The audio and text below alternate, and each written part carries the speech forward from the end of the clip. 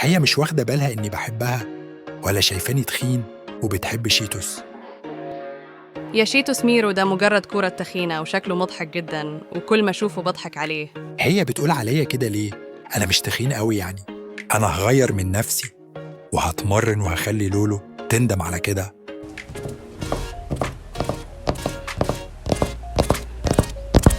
بعد تمرين 6 شهور أنا خسيت وبقيت شبه الأبطال واللبس القديم بقى واسع. أنا مبسوط. إيه ده يا ميرو؟ أنت بقيت كده إزاي؟ عادي بقى يا لولو، ما انتي كنت شايفاني قطة تخين وكبير وبمخالب. يا ميرو سامحني، أنا كنت بحبك من الأول صدقني. لو كنت بتحبيني ما كانش ينفع تتريقي عليا من الأول. المفروض تحبيني عشان قلبي مش شكلي. أنا هكمل رياضة مع أصحابي اللي بيحبوني، وهلاقي اللي تحبني عشان قلبي مش شكلي. لو عجبتكم القصة يا أصحابي ممكن تشتركوا في القناة